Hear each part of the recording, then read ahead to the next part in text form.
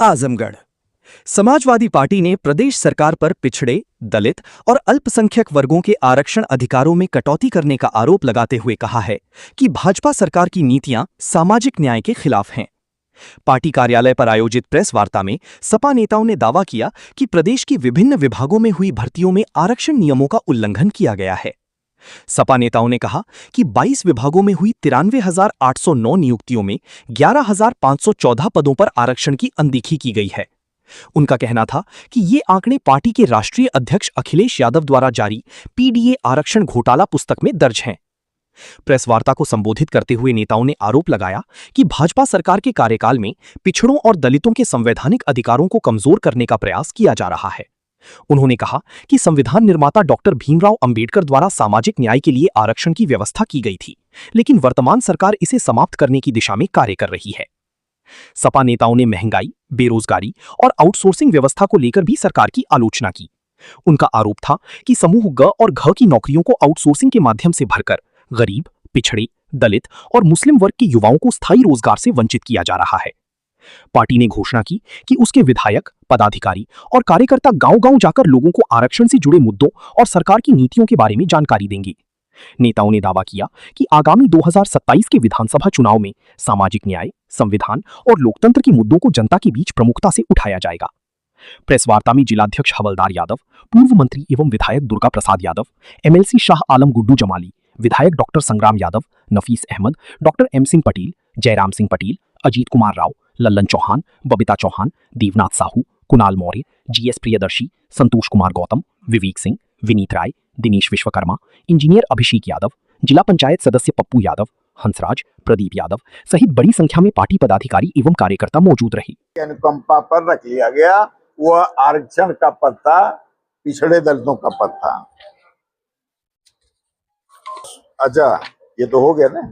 ये यूपीएसएससी आशलिपिक भर्ती कुल 661 पद थे, आरक्षित होने चाहिए 331, आरक्षित पद 294 दिया गया।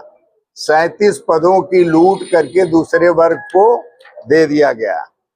यूपीएसएससी कृषि प्राविधिक सहायक भर्ती 2024 कुल पद थे 3,446 और जो पीडीए को चाहिए था 1723।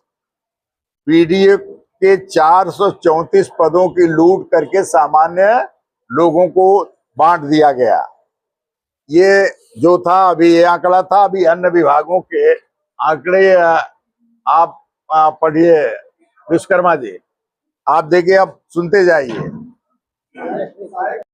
बैठक बुलाई गई है पार्टी कार्यालय पे पीडीए चोरी को लेकर, क्या है पूरा सर? देखिए, ये सरकार जो गुमराह की है वर्तमान सरकार, कि हम पिछड़े, दलित, शोषित सबके साथ लेके चल रहे हैं। अगर ये लोग संविधान को मानते तो इनका अधिकार नहीं मारा जाता।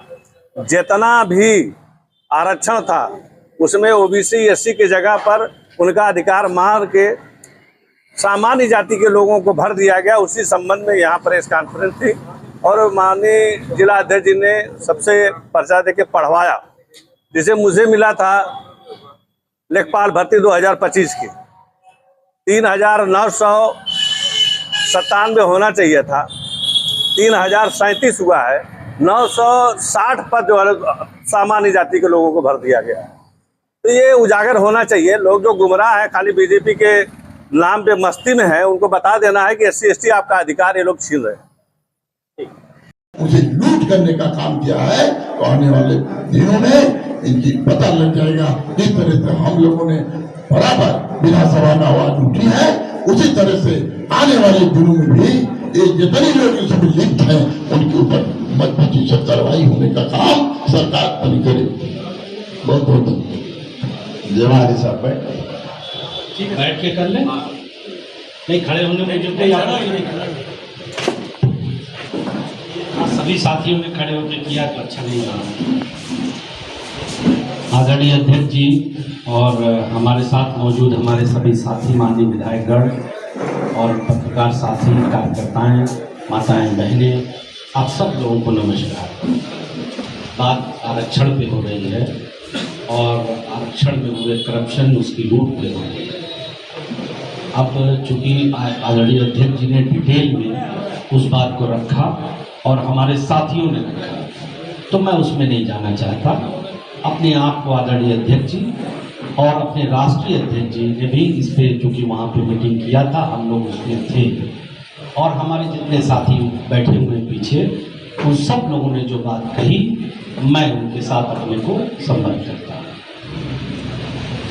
एक चीज़ की मुझे खुशी है कि विधानसभा हो, हमें एक बात को समझना पड़ेगा हम सबको, डेमोक्रेसी में, लोकतंत्र में विपक्ष का रोल वॉच डॉग का होता है, यानी पहरेदार का।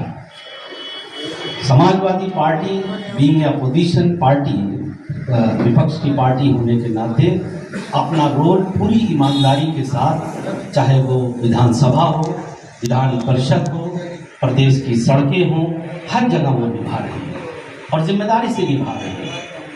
और अब एक ज़रूर अनुरोध करना चाहता हूँ कि ये लड़ाई किसी व्यक्ति विशेष की नहीं है, ये लड़ाई समाज की है।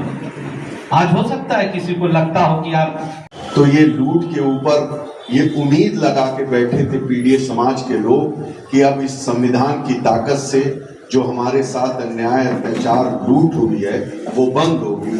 लेकिन फिर से भारतीय जनता पार्टी की सरकार जब से इस देश में, प्रदेश में आई है, वो पीड़ित के हक को लूटने का काम कर रही है। फिगर बहुत कम है, लेकिन ये सपनों के ऊपर लूट। वो नौजवान जो गरीब तबके से आते हैं, जो किसान के बेटे हैं, मजदूर के बेटे बेटियां हैं, जो बहुत ही मेहनत करके इस मुकाम को हासिल करना चाहते हैं, ऐसे लोगों के साथ भारतीय जनता पार्टी की सरकार ये लूट कर रही है। ये सरकार वो है जो लीग की सरकार है, लूट की सरकार है, घोटालों की सरकार है।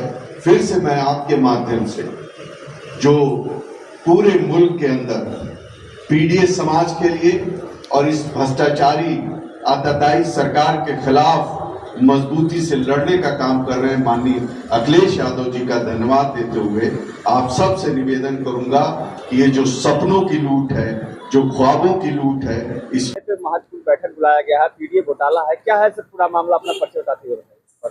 इसमें जितने भी विभाग हैं, मैं सना परवीन पूर्व SC/ST कमीशन की सदस्य रही हूँ और मुबारकपुर चकसिक्की ग्राम सभा की प्रधान भी रही हूँ।